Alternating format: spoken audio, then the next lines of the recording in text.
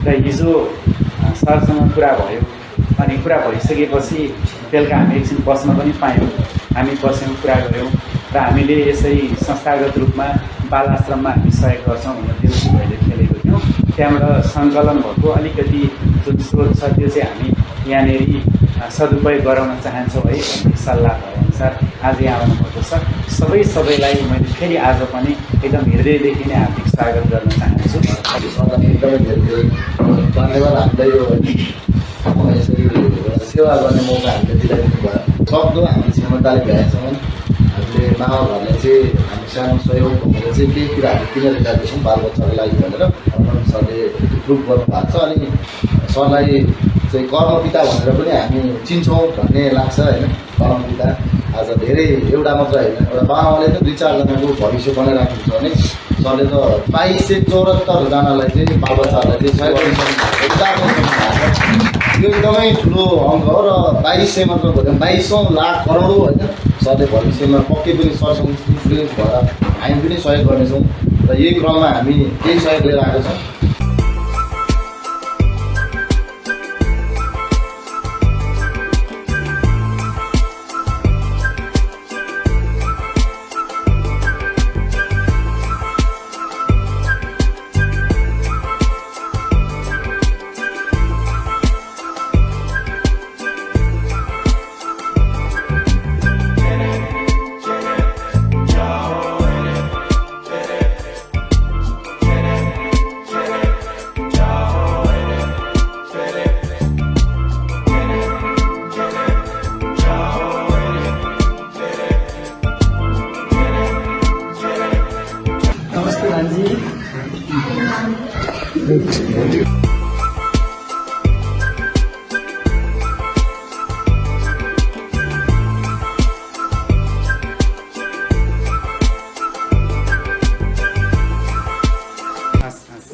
सबैजना अट्किए अट्किएन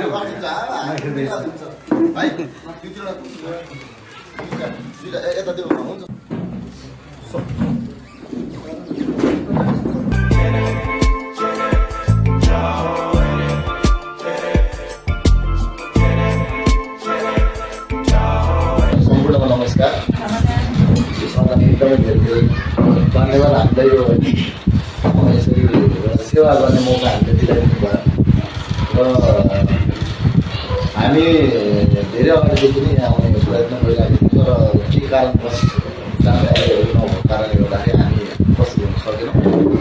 अनि हामी हिजो पनि सरसँग आफ्नो परेको सरसँग मामा घर नेपाल फाउन्डर हुनुहुन्छ, स्थापना एउटा किताब हुनुहुन्छ। अनि उहाँसँग नै हामीले हिजो भेटघाट गऱ्यौँ र भेटेर हामी धेरै हाम्रो जग्गामा राम्रोसँग बस्नु भएको थियो र धेरै साथीहरू आउनु भएको थियो। धेरै साथीहरू आउनु भएको थिएन, सायद हिजो आउनुहुने साथीहरू त सबै हाम्रो होइन। उहाँको जीवनीदेखि लिएर अब सङ्घर्ष कुराहरू अनि कसरी यत्रो मामा भयो स्थापना भयो र कतिजना बालबच्चाको भविष्य बनाइसक्नु पर्यो बनाउने प्रयत्नमा हुनुहुन्छ। यावत कुराहरू उहाँले एकदमै विगत आफ्नो वर्तमान भूतकाल र भविष्यको कुराहरू उहाँले गर्नुभयो। अनि हामी एकदमै प्रभावित भएका थियौँ र आज फेरि हामी हिजो चाहिँ हामीले सल्लाह गर्न आएको थियौँ भने आज चाहिँ हामीले केही हाम्रो सक्दो हामी क्षमताले भ्याएछौँ। हामीले मामा घरलाई चाहिँ हामी सानो सहयोग भनेर चाहिँ केही कुराहरू किनेर ल्याउँदैछौँ बालबच्चाको लागि भनेर। अनि म यहाँ हामीसँग लिस्ट पनि छ, फ्यामिलीहरू पनि केही बिलहरू छ। यो बिलहरू पढाइ भन्दा पनि प्लिज भन्नु हामीले यो राइस जिरा कमलाश्री भन्ने 25 केजीको बोरा चाहिँ एक बोरा गरेर जम्मा क्वान्टिटीमा 10 बोरा हामीले लिएर आएको छौँ है। त्यसपछि दाल मसुरा केजी 25 केजीको बोरा लिएर आएको छौँ।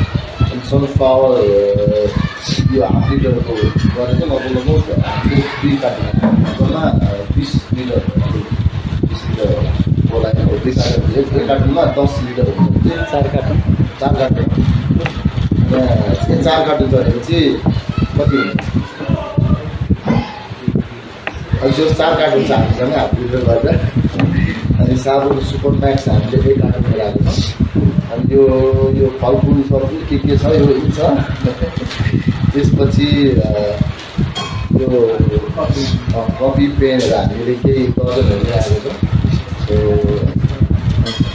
यो केही हामीले चाहिँ पहिलो सहयोग हामीले लिएर आएको छौँ अनि पक्कै पनि स्वीकार्नुहुन्छ भन्ने हामीलाई विश्वास लागेको छ र अर्पण सरलाई धेरै धन्यवाद। हामीले सहयोग हामीले यो गर्नु पाउँदै गर्दा हामी एकदमै जीवाई ग्लोबल ट्रेनिङ इन्स्टिट्युट प्राइभेट लिमिटेडका सम्पूर्ण हामी परिवार चाहिँ एकदमै खुसी छौँ र हामी यो ट्रेनिङ इन्स्टिट्युट चाहिँ एक्चुली ग्लोबल ओरेन्ज नेपाल भन्ने प्राइभेट लिमिटेड संस्थासँग हामी आबद्ध भएर काम गरिरहेको छौँ र सम्पूर्ण हामी जति पनि छ त्यहाँनिर हामी काम गर्छौँ। वितरक भएर हामी काम गरिरहेको छौँ र हामीले केही देउसी भैलो कार्यक्रम पनि गरेको हो योचोटि। अनि देउसी भैलो कार्यक्रम बढिरहनु चाहिँ के थियो भन्दाखेरि हामीले बाल आश्रममा सहयोग गर्ने भने तर कहाँ गर्ने त्यो चाहिँ थिएन। अनि केही खोज्दै जाँदै गर्दाखेरि हामीले माबाबाहरू भेट्यौँ र अहिलेसम्म सबैसँग चाहिँ भेट्ने मौका पायौँ र आज हामी यहाँ छौँ। फेरि पनि हामी धेरै धेरै आभारी छौँ। म चाहिँ तपाईँहरूसँग अनि सरसँग पनि आभारी नै छु किनभने यो एउटा सहयोग गर्नु पाउनु भनेको पनि धेरै ठुलो कुरा हो हाम्रो लागि र सरले पनि यसरी हामीले अवसर दिनुभयो धेरै धन्यवाद भन्दै। अनि देउसी भैलो जति पनि मिहिनेत गर्नुभयो देउसी भैलोमा हाम्रो सरजना साथीहरू तपाईँलाई पनि धेरै धेरै धन्यवाद। सबैको मिहिनेतले गर्दै गर्दाखेरि हाम्रो अभियान आज सफल भइसकेको छ। यो क्रममै छ, सम्पूर्णलाई धन्यवाद भन्न चाहन्छु। र विशेष गरी एउटा कुरा अन्तिममा के जोड्न चाहन्छु भन्दै गर्दाखेरि हिजो पनि मैले भनेको थिएँ मेरो परिवारमा पनि मेरो बुवाआमाले एउटै कुरा भन्नुहुन्छ क्या, जन्मदिने भन्दा पनि कर्मदिने चाहिँ महान हुन्छ। र त्यही क्रममा त्यही एउटा त्यो शब्द यहाँ राख्नुभएको छ पहिले र अहिले ट्रान्सफर्मेसन छ लाइफको। यो एकदमै मन छुने र त्यो भन्न प्राउड मोमेन्ट त्यहाँ देख्न सकिन्छ। अनि एउटा जन्म दिने आमा बाउको भन्दा पनि ठुलो महान चाहिँ कर्म दिने बाउको बाबाको भनौँ न ठुलो हात हुन्छ भन्ने चाहिँ अर्पण सरले प्रुभ गर्नुभएको छ। अनि सरलाई चाहिँ कर्मपिता भनेर पनि हामी चिन्छौँ भन्ने लाग्छ होइन। कर्मपिता आज धेरै एउटा मात्र होइन, एउटा बाबाले त 2-4जनाको भविष्य बनाइराख्नुहुन्छ भने सरले त कतिको ट्याक्कै काउन्ट कति भन्नुभएको थियो, कति आइपुग्छ 2274जनालाई चाहिँ बालबच्चाहरूलाई चाहिँ सहयोग यो एकदमै ठुलो अङ्क हो। र 2200 मात्र भन्दा 2200 लाख करोडौँ होइन सरले भविष्यमा पक्कै पनि सरसँग इन्फ्लुएन्स भएर हामी पनि सहयोग गर्नेछौँ र यही क्रममा हामी केही सहयोग लिएर आएको छौँ। यति भन्दै अब हजुरलाई कर्मपिता भन्दै होइन हामी एकदमै खुसी छौँ, धन्यवाद भन्दै मेरो कुरा यिनीहरू पिठ मार्न चाहन्छु। धन्यवाद।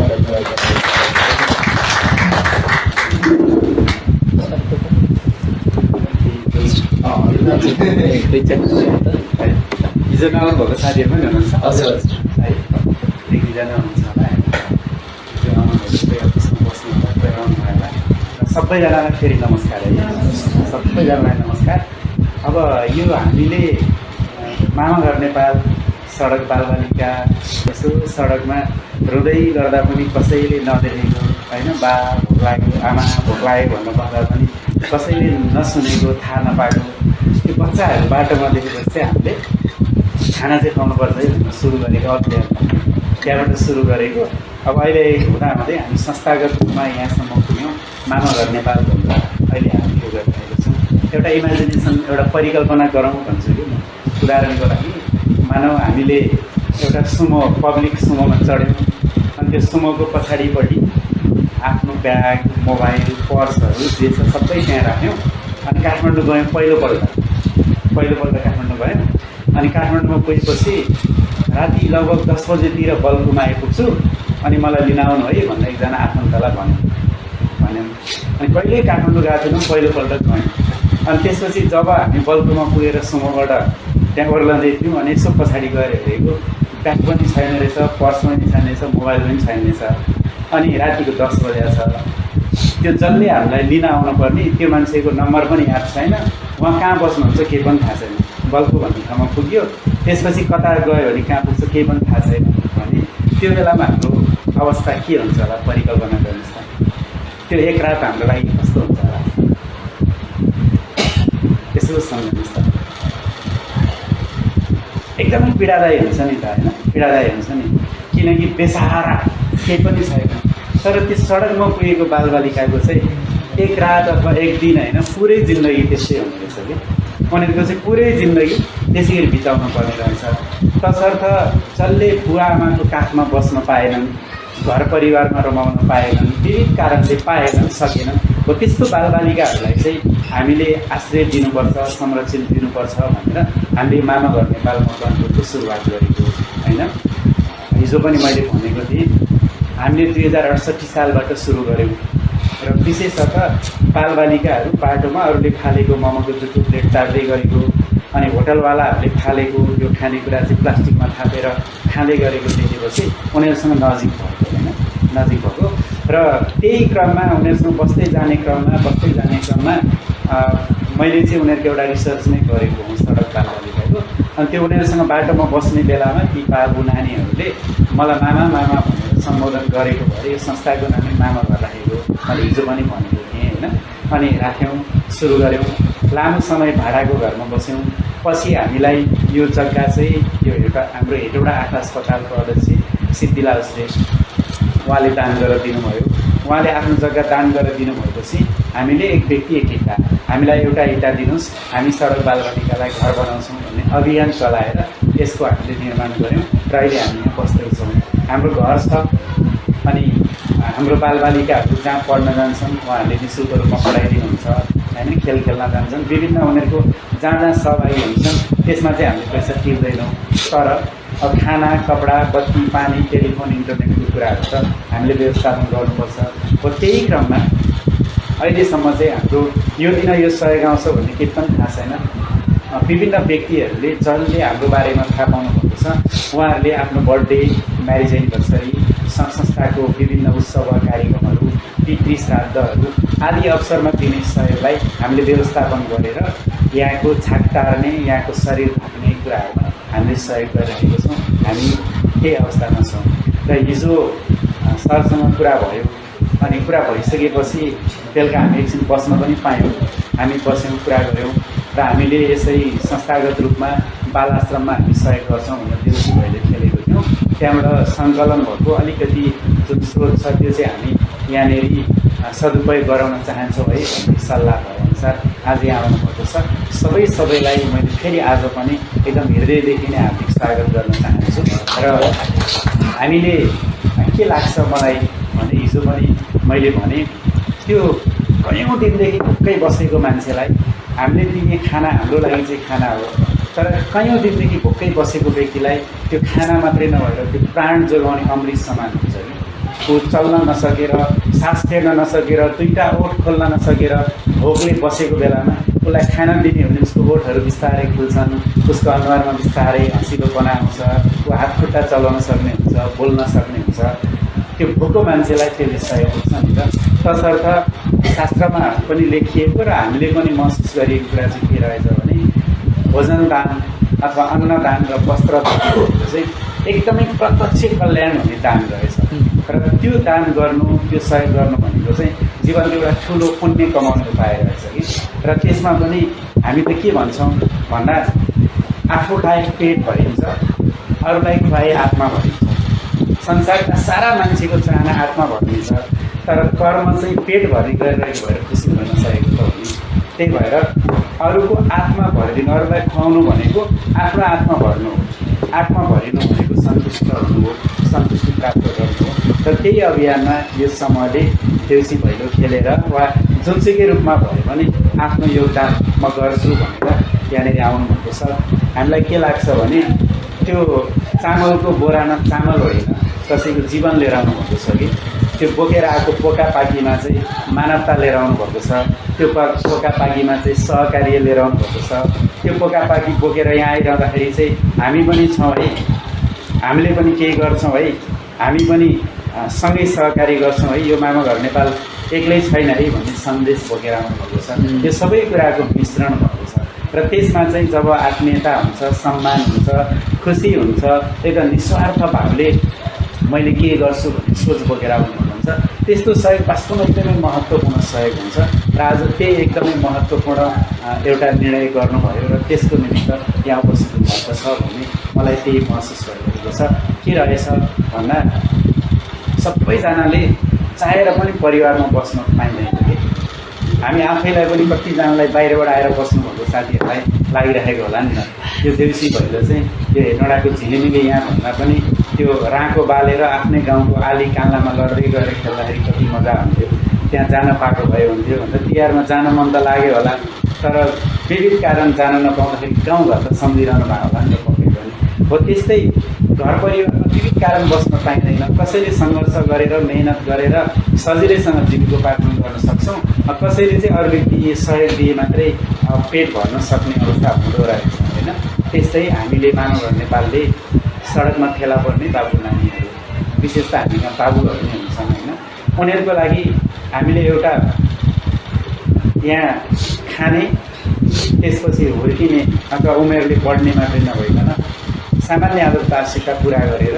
उज्जवल भविष्यतर्फ लम्काउनुपर्छ है त्यसको निमित्त प्रेरित गर्नुपर्छ र त्यही अभियानमा त्यसै गरी प्रेरित हुने क्रममा चाहिँ आजसम्म यो अरूले देख्दाखेरि मामा घर नेपाल चाहिँ हामीले चलायो हामी चाहिँ त्यसको हो भने हामी चाहिँ त्यसो भन्दैनौँ कि हामी चाहिँ के भन्छौँ भने यो बच्चाले कसैले दिएको चामल खाएको छ कसैले दिएको कपडा लगाएको छ कसैले दिएको ब्याग बोकेर पढ्न गएको छ कसैले दिएको कापी कलम प्रयोग गरेको छ तसर्थ यो मामा घर नेपाल जस्तो अभियान चाहिँ सबैजना मिलेर चलाएको एउटा साझा अभियान हो जस्तो लाग्छ कि मलाई होइन सबैजनाले आफ्नो क्षेत्रबाट कसैले प्रत्यक्ष यहाँ सहयोग गरिदिनु भएको छ कसैले कतै यसो काहीँ बोल्दिन पर्ने ठाउँमा बोलिदिनु भएको छ कसैले समाचार बनाइदिनु भएको छ कसैले के गरिदिनु भएको छ त्यो सबै भनेको एक प्रकारको सहयोग त हो नि त्यही सहयोगबाट नै हामीले यहाँसम्म आइपुगेको छौँ यहाँसम्म हामी पुगेको छौँ कहिलेकाहीँ कस्तो हुँदो रहेछ भने आफूले टन्न खानुभन्दा पनि अरूलाई अलिकति खाइँदाखेरिको खुसी चाहिँ अझै धेरै हुँदो रहेछ कि मिल्दो रहेछ होइन तसर्थ आफ्नो कारण अर्को व्यक्तिको अनुहारमा खुसी आयो भने त्यो जति ठुलो उपलब्धि त केही पनि हुँदैन होइन आफ्नो कारण अरूको अनुहारमा खुसी आउनु पऱ्यो तर धेरै मान्छेहरूले अरूको खुसी खोजेर आफ्नो हाँस्ने प्रयत्न गरिरहेका हुन्छन् कि र त्यो बेलामा चाहिँ क्षणिक रूपमा हाँसे पनि एकदम दीर्घकालमा गएर त्यसको नकारात्मक असरहरू पर्छन् तर जसले आफ्नो कारण अरूको मुहारमा खुसी लिएर आउन सफल भएको छ त्यो व्यक्ति सधैँ हाँसेको चाहिँ हुन्छ हो त्यही प्रयत्न आज हजुरहरूले गर्नुभएको छ र जुन अरूलाई खुसी दिएर आफू पनि खुसी हुने यो प्रयत्नको निमित्त एकदम म भित्र मनदेखि नै हार्दिक साधुवाद व्यक्त गर्न चाहन्छु र सबैजनालाई एकदमै मैले के प्राप्त गर्छु भन्दा पनि मैले के गर्न सकेँ भन्ने कुरा महत्त्वपूर्ण सबैजनाले घर परिवार छोराछोरीको लागि सम्पत्ति कमाएर छोड्छु होइन कि समाजको लागि कृति कमाएर छोड्छु भन्ने कुरा चाहिँ मनमा लिदिने हो भने यो समाजको अवस्था नै अर्कै हुन्छ म त के भन्ने गरेको छु मैले भने भोलि पर्सि अथवा जतिसुकै वर्ष पछाडि जहिले पनि हाम्रो मृत्यु भएर हाम्रो लास जलिरहँदाखेरि अरूले हाम्रो जलेको लास हेरेर होइन कि हाम्रो कर्म सम्झेर आँसु झार्नु त्यो व्यक्ति यस्तो थियो भनेर हाम्रो कर्म सम्झेर आँसु झार्नु त्यो चाहिँ जीवनको सफलता हुन्छ तर धेरै व्यक्तिहरूले बाँचुन्जेल यस्तै त हो नि मरेपछि जेसुकै होस् भन्ने रूपमा जाँदाखेरि कहिलेकाहीँ पाइलाहरू दायाँ बायाँ जान सक्छन् होइन कहिलेकाहीँ हात लामो हुनसक्छ पाउ हल्का हुनसक्छ होइन कहिलेकाहीँ त्यो किसिमको भावना आइदियो भने त्यसले जीवनको सुगन्धलाई हराइदिन्छ फेरि तसर्थ त्यो प्रयत्न एकदमै महत्त्वपूर्ण हो कि म आफ्नो जीवनलाई सौन्दर्यताले भरिपूर्ण बनाउँछु होइन कोही व्यक्तिले मलाई देख्दा भेट्दाखेरि पनि खुसी महसुस गरोस् भन्ने भावना सबै व्यक्तिमा आयो भनेदेखि त्यो बेलाको जीवनले छुट्टै मोड लिन्छ हामी त्यो ठाउँमा पुग्न सक्छौँ हामी थुप्रै जान्छौँ हामी सबैजना यस्तै यस्तै मिलाएको छ जस्तै यहाँ हुन्छ हाम्रो उहाँ हिजो हुनुहुन्थ्यो हाम्रो मामा घर नेपालको कोषाध्यक्ष हुनुहुन्छ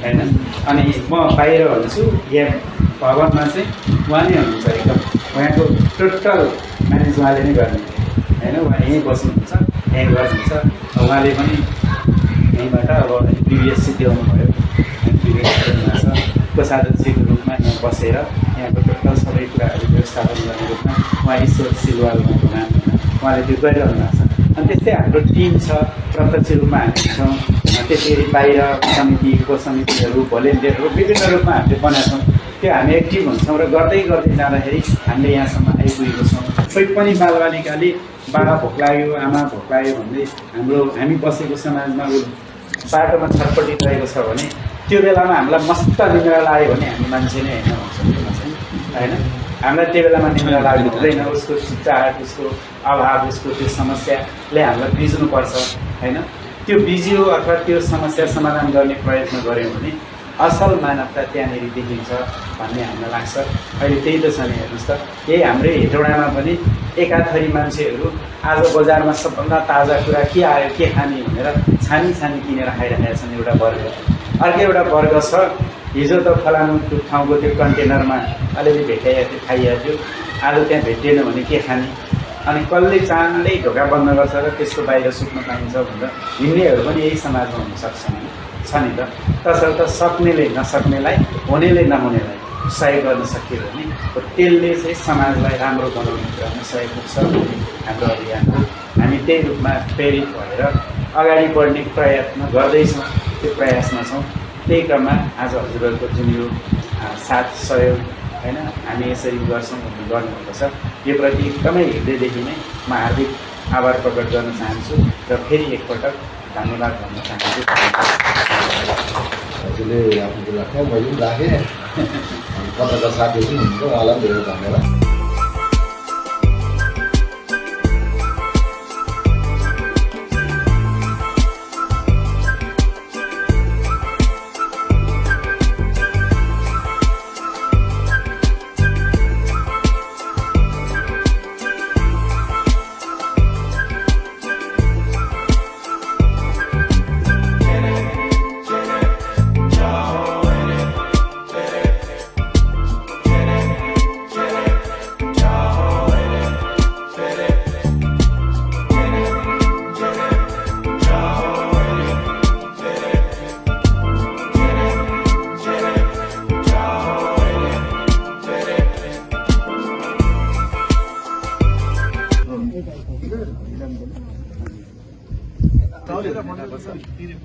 यसमा चाहिँ के लेखिएको छ भने सडक बालबालिका मुक्त समाज बाल मैत्री घर, सडक बालबालिका मुक्त समाज बाल मैत्री घर सभ्य र समृद्ध राष्ट्र निर्माणको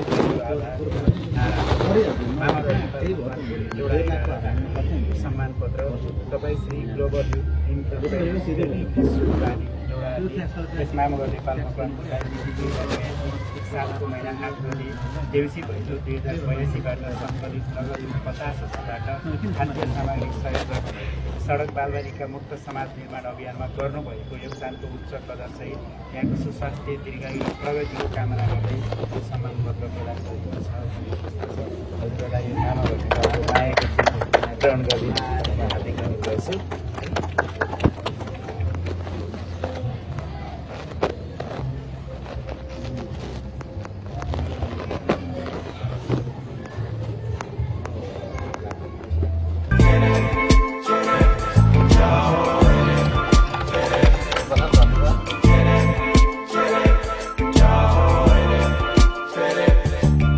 भोलिको लागि पनि तयारी गर्नु, फेरि भोलि हाम्रो प्यान्ट कुद्नुहुन्छ, त्यसको पनि तयारी लाग्नुहुन्छ।